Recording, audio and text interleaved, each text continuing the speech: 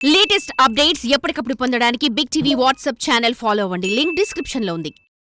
ఆ మాజీ ఎమ్మెల్యే పత్తా లేకుండా పోయారు. పార్టీ అధికారంలో ఉన్నన్ని రోజులు తనకు ఎదురు లేదు అన్నట్లుగా వ్యవహరించిన ఆ మాజీ ఎమ్మెల్యే ఇప్పుడు ఎక్కడున్నారో కూడా అంతుపట్టడం లేదు.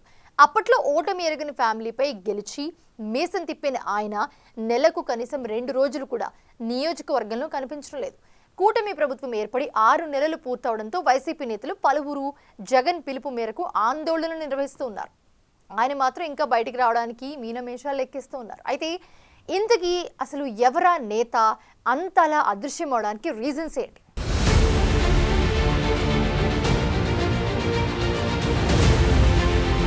ఉమ్మడి అనంతపురం జిల్లాలోనే రాప్తాడు నియోజకవర్గానికి ఒక ప్రత్యేకమైన గుర్తింపు ఉంది. కేవలం అనంతపురం జిల్లాలోనే కాకుండా రాష్ట్రంలోని హాట్ నియోజకవర్గాల్లో రాప్తాడు ఒకటి. అక్కడి నుంచి పరిటాల కుటుంబం 3 దఫాలుగా ప్రాతినిధ్యం వహిస్తూ వస్తోంది. దాంతో రాప్తాడు నియోజకవర్గం ఎప్పటికప్పుడు యావత్ రాష్ట్రం దృష్టిని ఆకర్షిస్తుంటుంది. టీడీపీ మంచి పట్టున్న నియోజకవర్గాలలో రాప్తాడు ఒకటి. రాప్తాడులోని 3 మండలాల్లో టీడీపీకి పట్టు ఉండగా మరో 3 మండలాల్లో వైసీపీకి గట్టి పట్టుంది. రాప్తాడు నియోజకవర్గంలోని ఆత్మకూరు, అనంతపురం రూరల్, రాప్తాడు మండలాలలో వైసీపీకి మంచి క్యాడర్ ఉంది.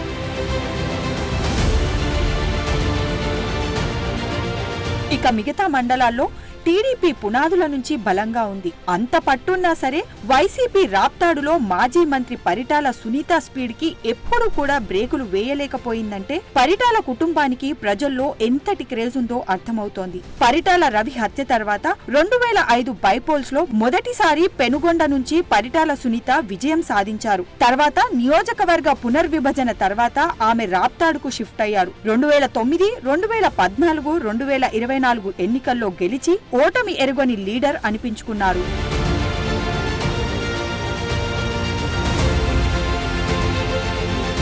2019 ఎన్నికల్లో పరిటాల సునీత పోటీకి దూరంగా ఉండి తమ కుమారుడు పరిటాల శ్రీరామ్ ని రాజకీయ అరంగేట్రం చేయించారు. అయితే ఆ ఎన్నికల్లో పరిటాల శ్రీరామ్ పై వైసీపీ నుంచి పోటీ చేసిన తోపుదుర్తి ప్రకాష్ రెడ్డి మొదటిసారి ఎమ్మెల్యేగా గెలిచారు. ఆ విజయంతో తోపుదుర్తి ప్రకాష్ ఫ్యామిలీ నియోజకవర్గంలో విశ్వరూపం చూపించిందంటారు.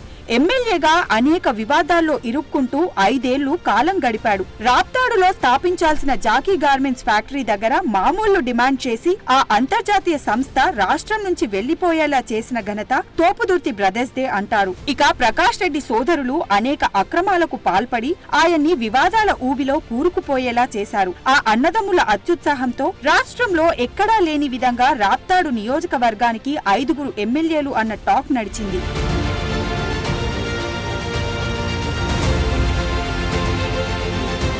సీన్ కట్ చేస్తే 2024 ఎన్నికల్లో మాజీ మంత్రి పరిటాల సునీత తిరిగి పోటీలోకి దిగి ఘన విజయం సాధించారు. సుమారు 23,000 ఓట్లకి పైగా తేడాతో విజయం సాధించారు. అంతకుముందు అనేక యూట్యూబ్ ఛానళ్లకు ఇచ్చిన ఇంటర్వ్యూలో తోపుదుర్తి ప్రకాష్ రెడ్డి రెచ్చిపోయి పరిటాల సునీత గెలిస్తే గుండు కొట్టించుకుంటా మీసం తీపించుకుంటా అని అనేక సవాళ్లు విసిరారు. తీరా ఎన్నికల్లో ఓడిపోయినా గుండు మీసం సంగతేమో కానీ ఆయన నియోజకవర్గంలో కనిపించడమే మానేశారు. ఎన్నికలు ముగిసి దాదాపు 7 నెలలు దాటుతున్నా ప్రకాష్ రెడ్డి కనీసం 10 రోజులు కూడా నియోజకవర్గంలో కార్యకర్తలకు అందుబాటులో లేడని వైసీపీ శ్రేణులు వాపోతున్నాయి.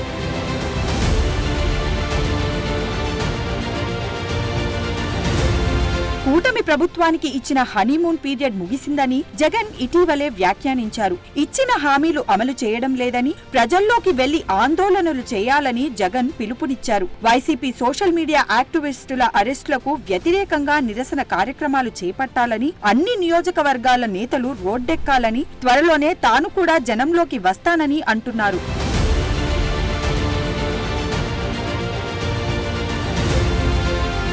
వైసీపీ ఉనికి కాపాడుకోవడానికి జగన్ అంతలావున పిలుపునిచ్చినా రాప్తాడులో మాత్రం ప్రకాష్ రెడ్డి ఒక్క ఆందోళన కార్యక్రమం కూడా నిర్వహించలేదు.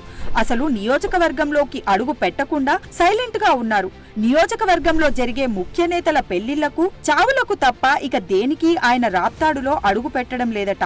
అధికారంలో ఉన్నన్ని రోజులు సెగ్మెంట్ లో ప్రకాష్ రెడ్డితో పాటు ఆయన సోదరులు సైతం ఒక రేంజ్ లో పెత్తనం చెలాయించారు. ఇప్పుడు వారు కూడా కనిపించడం లేదు. అడపాదడపా ప్రకాష్ రెడ్డి మాత్రమే కనిపిస్తున్నారు తప్ప సోదరులు అసలు కనిపించడం మానేశారు. పూర్తిగా హైదరాబాద్ కు పరిమితమై సొంత పనులు చక్కబెట్టుకుంటున్నారట.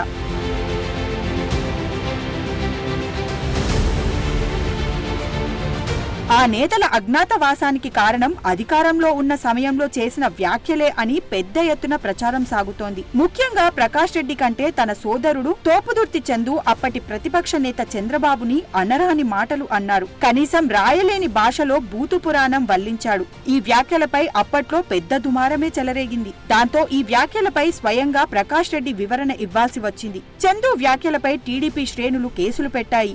ఆ భయం బ్రదర్స్ ని వెంటాడుతుందట.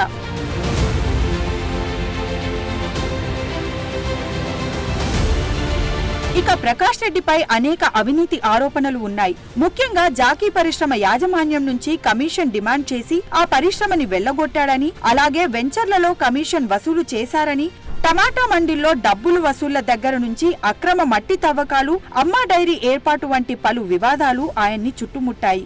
వాటిపై విచారణలు ప్రారంభమైతే జైలు జీవితం తప్పదన్న భయంతోనే ప్రకాష్ రెడ్డి సైలెంట్ అయ్యారన్న టాక్ నడుస్తోంది.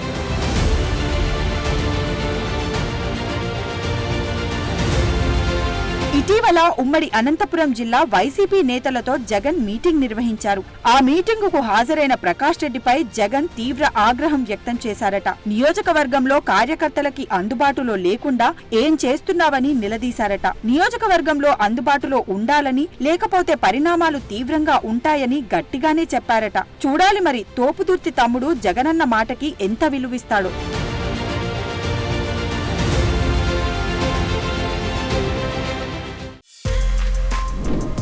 For more videos like this, subscribe Big TV channel.